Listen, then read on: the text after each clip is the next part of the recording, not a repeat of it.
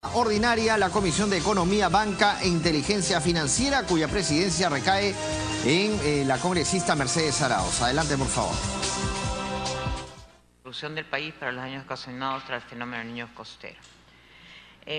Pasamos a la estación de informes. Quisiera informar que el día de ayer en Consejo Directivo se aceptó que dos proyectos de ley que estaban en la Comisión de Trabajo también vinieran a nuestra comisión, tal como lo solicitamos en la sesión, no en la anterior, sino la previa a ella, en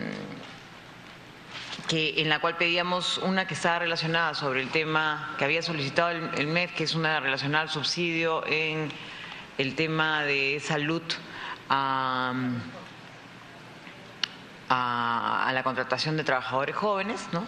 Y la otra era una que había presentado el grupo parlamentario aprista, que era sobre temas de atención a las emergencias, también medidas de apoyo para la reactivación dada la emergencia. Entonces esas dos van a entrar a nuestra comisión de acuerdo al pedido que se hizo el día de ayer, como segunda comisión en el primer caso y en el segundo caso como tercera comisión, como caso excepcional. Eso en cuanto a informes de mi parte. No sé si algún congresista quisiera hacer algún informe en particular. Bien, gracias. También pasamos a la estación de pedido. Se ofrece la palabra a los congresistas. Sí, por favor, señor congresista. Hay un proyecto de ley que ayer, congresista Torres, ayer el que conversamos en la comisión, este tema de que ahora está en primera plana de gestión, ¿no? Este proyecto de ley veo que se ha dictaminado a Constitución, lo cual está muy bien, y a fiscalización, ¿no? Yo creo que más es un tema de esta comisión, o sea, que tiene estas implicancias con asociados, en fin, ¿no? Entonces, es un tema bien serio, que creo que podríamos tratarlo acá. No sé si está el número de expediente, pero estamos claros a qué nos referimos, ¿no? Sí, es el proyecto de ley de la señora Beteta, ¿no? Creo, si no me equivoco. Sí, así es. Sería bueno pedirlo para mí, por el análisis económico. Realmente sí puede tener impactos económicos importantes y vale la pena mirarlo. Sí, congresista Torres, por favor.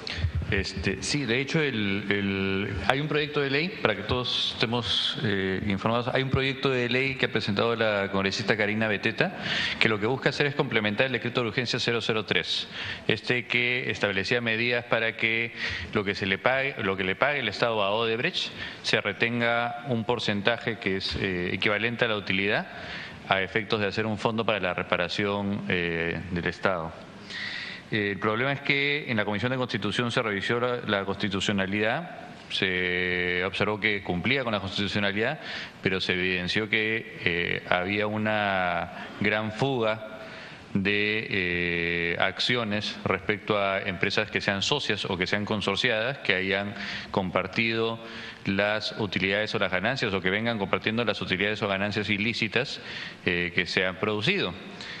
Entonces, la congresista Karina Beteta ha presentado un proyecto de ley para complementarla, en donde se propone incluir a socios y se propone incluir a consorciados para que en esas utilidades o ganancias ilícitas, que hoy día conocemos como ilícitas por la delación de Odebrecht, también se le retenga el porcentaje de las utilidades a ellas.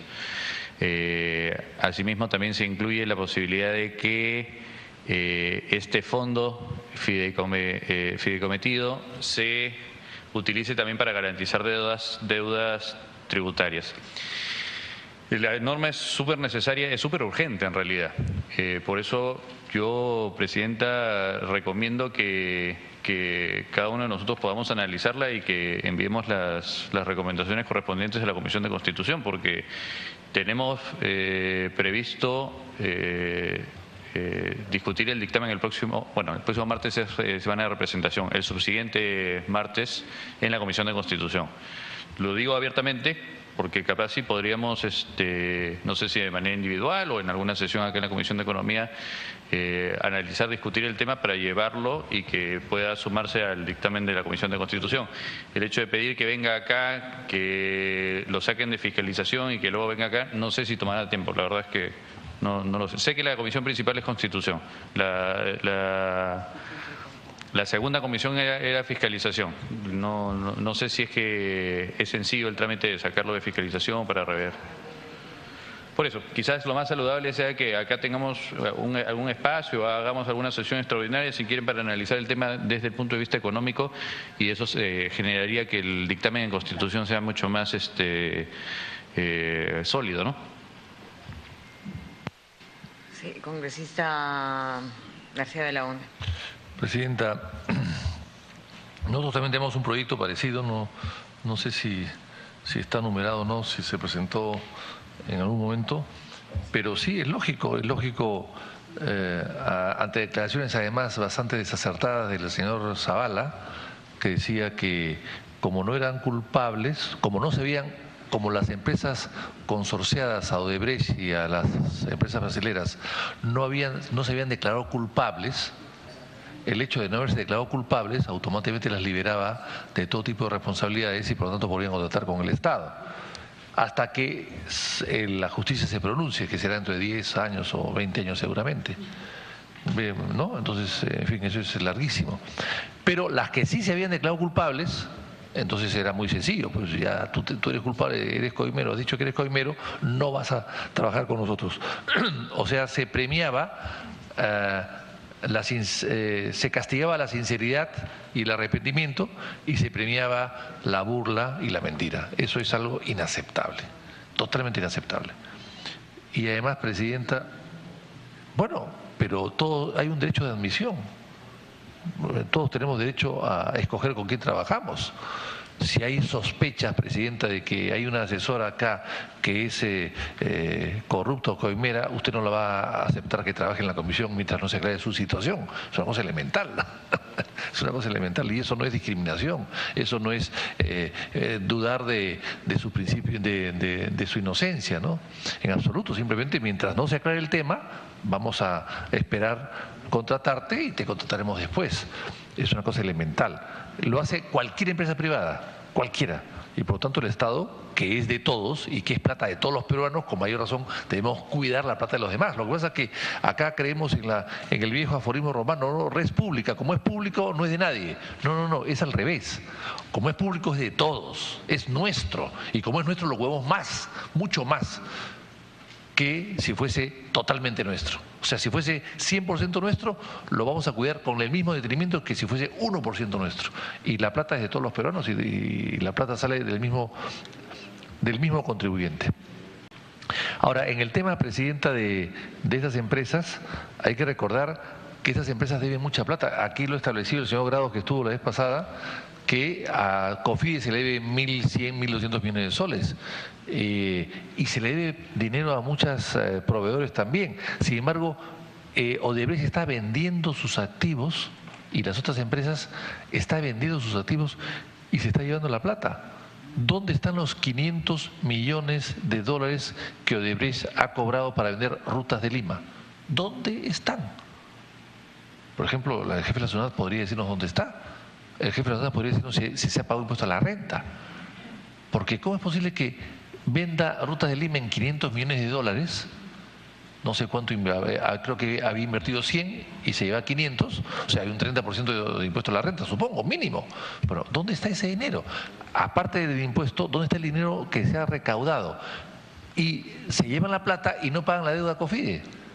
Se llevan la plata y no pagan la deuda a sus proveedores. Se llevan la plata y no pagan la deuda a SUNAT. No sé si se deben impuestos. Ayer el jefe de la SUNAT dijo que había embargado a Odebrecht por 400 millones de soles. Entonces, ¿dónde está esa plata? O sea, 500 millones es mucho dinero. ¿Y dónde está el dinero? Quieren venir la central de Chaglia, ¿no? ¿Dónde va a ir ese dinero? Porque el decreto de urgencia, el 003, dice que se retiene para un fideicomiso los pagos que hace el Estado por mantenimiento de administración. Pero no dice que se retenga el dinero cuando vende activos. No dice eso. No, no lo dice. No lo dice. Y en todo caso vamos a discutirlo después. Pero no está. Lo que dice es que el activo tienes que pedir permiso para venderlo, que es diferente a retenerlo. ¿Y quién da el permiso? La ministra de Justicia, que de negocios, que yo sepa, no sabe nada. Sabrá de leyes, de códigos, de derechos notariales, en eso sí es experta. Pero ¿qué sabe ella de un negocio de la magnitud, pues, de una hidroeléctrica? Entonces, dice que hay que pedir permiso. El Estado tiene que autorizarlo. Sí, pues, pero una vez que lo autoriza, ¿se queda la plata o se va? Entonces yo creo que ese proyecto de ley, que no lo he visto, Presidenta, salvo la noticia periodística, va a estar muy parecido al que hemos presentado nosotros y me parece muy bien. Hay que aprobarlo y verlo lo antes posible, porque esto es una cosa de urgencia, de urgencia.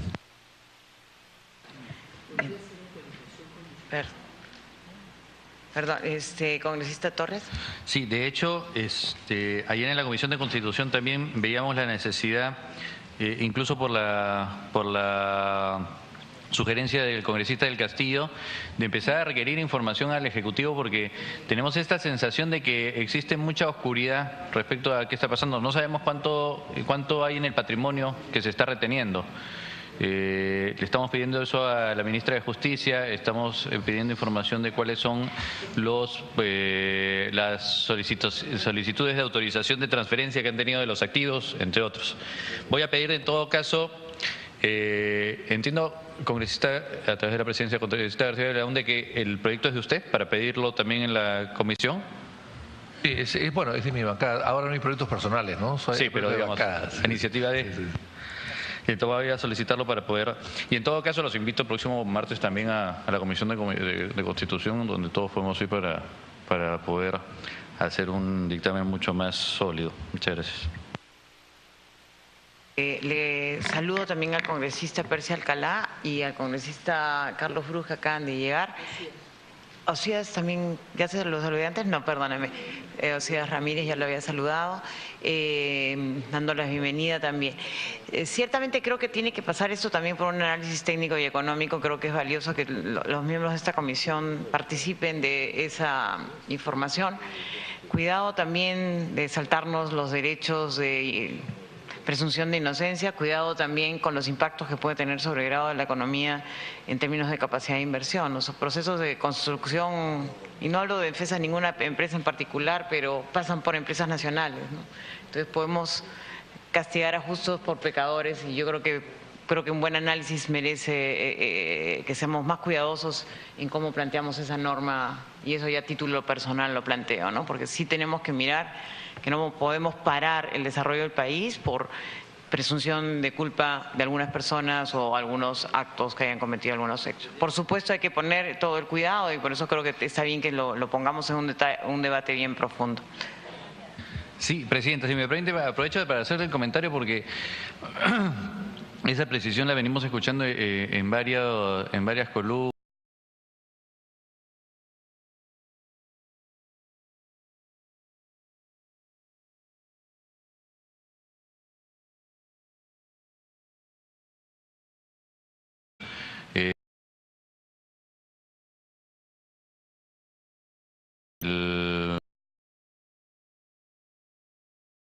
Situación económica del país.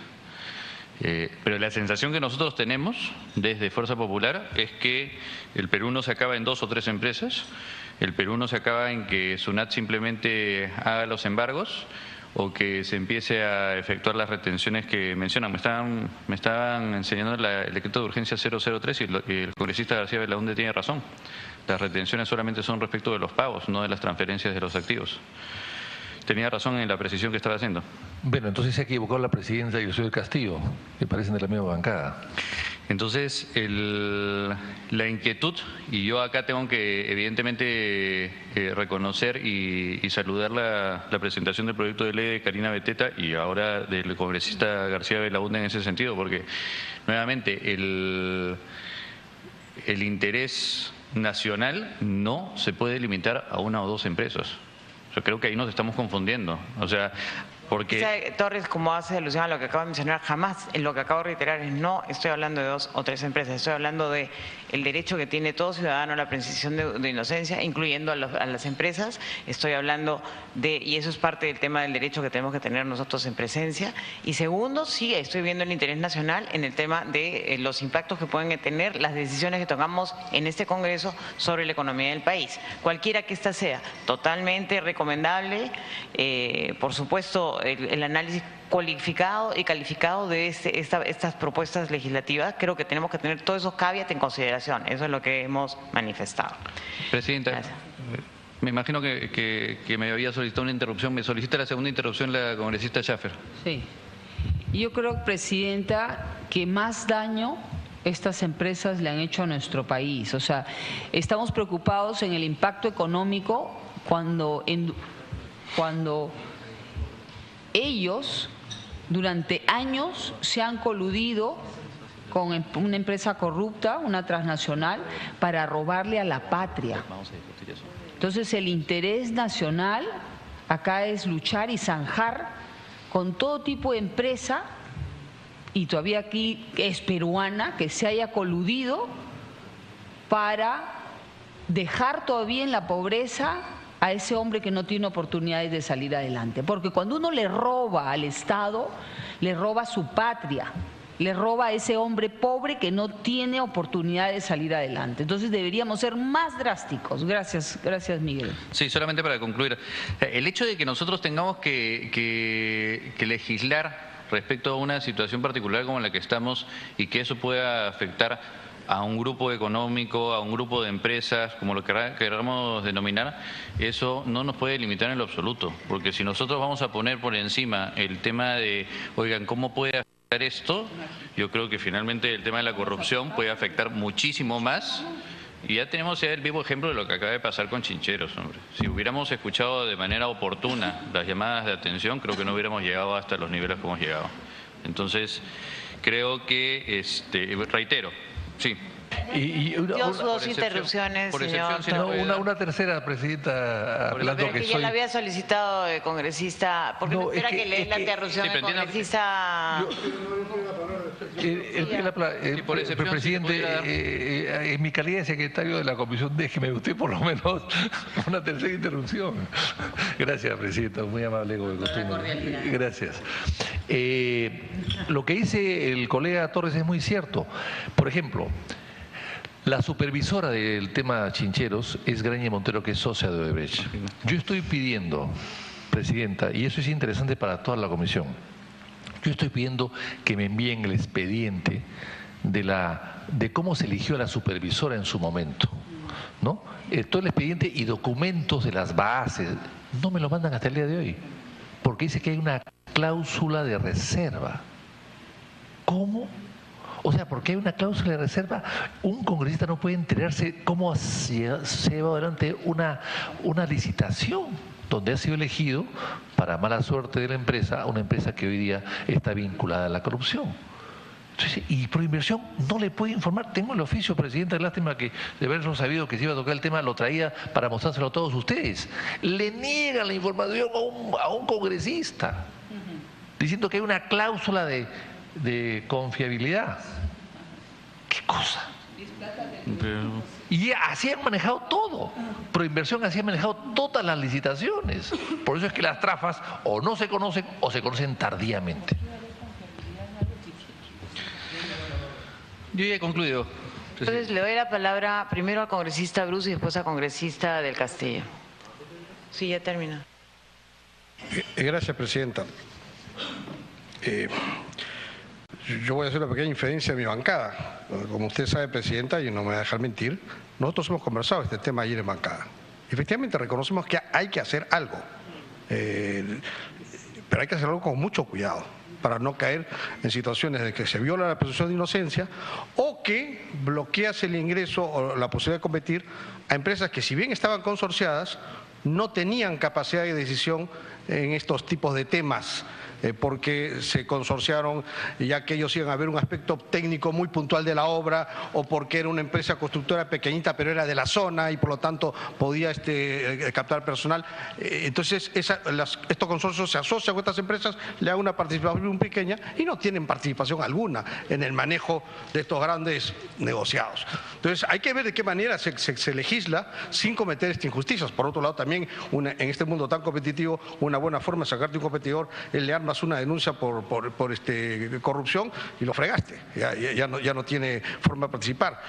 Visto desde el punto de vista de la entidad que licita, ayer también conversábamos, una posibilidad, yo estoy lanzando ideas en el aire, es el hecho de que una empresa que tiene una acusación abierta por corrupción, una investigación abierta de la Fiscalía, si bien hay una presunción de inocencia, sin embargo, es un postor con mucho riesgo. Porque si el día de mañana se le encuentra culpable, abandona la obra y la obra no se concluye. Entonces, de pronto, castigarle el puntaje en su expediente técnico por ese riesgo implícito. Puede participar, pero su propuesta técnica se le considera, por decir algo, la mitad. Es una posibilidad. O sea, coincidimos en la necesidad de hacer algo, pero esto hay que hacerlo bien pensado para que sea sostenible en el tiempo, para que no se cometa situaciones de injusticia donde consorciados que no tienen nada que ver con el tema gerencial de estos negociados puedan participar y de esa manera saquemos una legislación que pueda ser sostenible en el tiempo sin cometer injusticias. Congresista Miguel Torres, me pide una interrupción, Presidenta. Solo para aclarar, si me permite al momento listo, solo acaba de mencionar, el artículo 3 y el artículo 4 se hablan de los procedimientos tanto para la suspensión de transferencias al exterior como los procedimientos de adquisiciones. Adelante, señor Torres. Sí, se habla de los procedimientos que se tienen que seguir, pero no de la retención que se le vaya a efectuar. Coincido con el congresista Bruce en el sentido que hay dos elementos que hay que analizar, ¿no? Y perdone, Presidenta, que robemos un poco del tiempo de la comisión, pero es que nos va a ayudar muchísimo para nutrir el dictamen.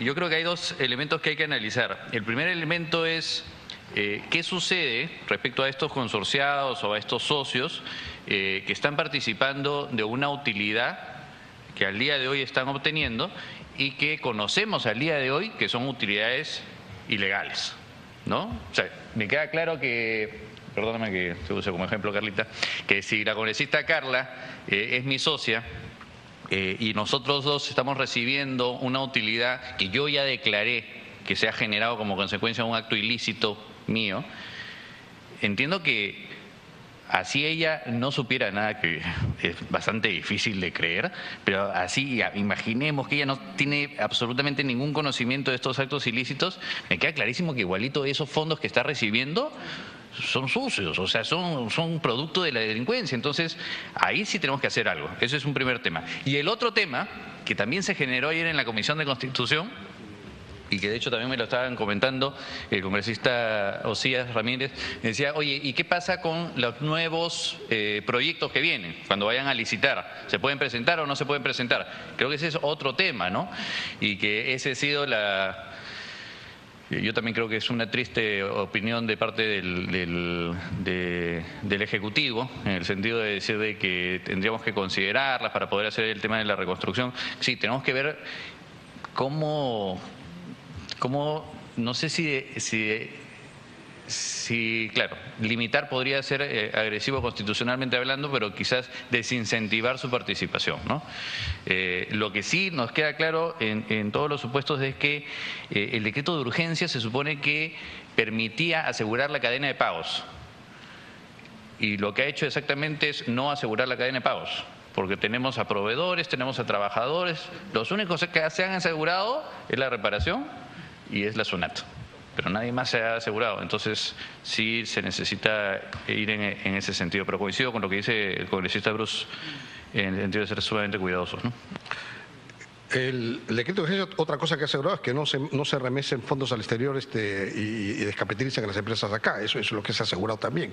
Pero coincidimos en ese sentido, efectivamente, y reitero, si 4 empresas se consorcian, muchas veces las 4 no gerencian el proyecto, siempre es 1 o 2, y las otras a veces se consorcian o porque tienen un conocimiento técnico de algo en particular de la empresa o porque son de la zona y ellos no tienen el manejo gerencial de la obra. Y por lo tanto es muy creíble que estas 2 empresas ni siquiera, estas pequeñitas, ni siquiera sepan lo que estuvieron haciendo arriba. Por eso es que no basta que seas consorciado y ya te cae la misma culpa. Hay que tener cuidado. Y sí, una solución para no caer en inconstitucionalidades puede ser el de penalizar, castigar, de reducirle el puntaje del expediente técnico a empresas que tengan abierta una investigación de corrupción. El tema es complejo. El decreto de urgencia muere en 1 año. Pues porque es un decreto de urgencia. Tenemos que trabajar para sacar una legislación que sustituya este decreto de urgencia y creo que esa es la pelota que tenemos nosotros aquí en la cancha, pero hay que hacerlo bien para no cometer inconstitucionales, no cometer injusticias y que esto sea sostenible en el tiempo. Gracias, presidente. Señor del Castillo. Muchas gracias. Bueno, esto nace de una simple petición de decir vamos a conversar acá este tema, ¿no? Sí, pues eso pasa cuando hay gente que se lleva solamente por los titulares, ¿no? Lee el titular y cree que esa es la noticia. Ni el 003 ni el proyecto de ley apuntan a que no puedan contratar. Apuntan a mecanismos de otra naturaleza. Para que vea usted, señor García Belaúnde, que hay que leer y estudiar antes de aventurar una opinión. Usted trajo el pídame titular. Una interrupción y se la consigo. Pide una interrupción. El señor del Castillo trajo bien forrado en plástico, gestión, y él leyó el titular, no lo leí yo, presidente. Bueno, pues, pero yo no soy el que lo ha interpretado erróneamente, ¿no es cierto?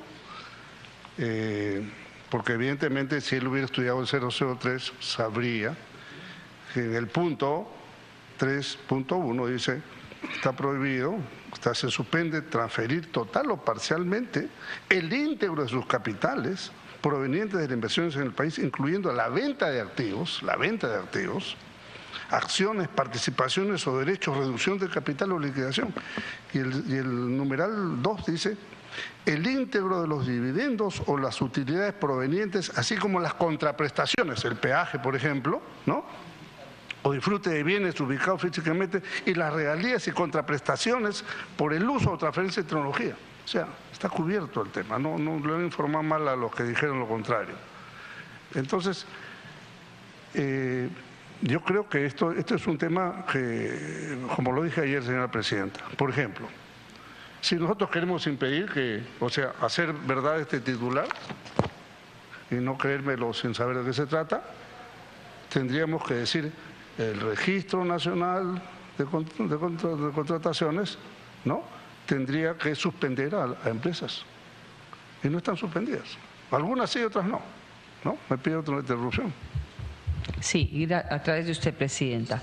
Sí, yo creo que ahí hay la posibilidad, a través de una medida administrativa de la OCSE, en el caso de Odebrecht, pues hay una confesión de parte. Entonces podría darse, pero las otras personas niegan totalmente esta situación, ¿no? Entonces hay que ver que quizás en las bases de los concursos se pueda dar algunas restricciones. Yo creo que quizás porque efectivamente pues hay derechos constitucionales que difícil pues sería o complicado violarlos, porque si no inmediatamente vamos a tener una demanda, ¿no? Entonces yo creo que es una de las salidas, coincido con el señor del Castillo, que se podrían dar en la parte de lo que es medidas administrativas, ¿no? Gracias. Bueno, y esa es una, por ejemplo, ¿no?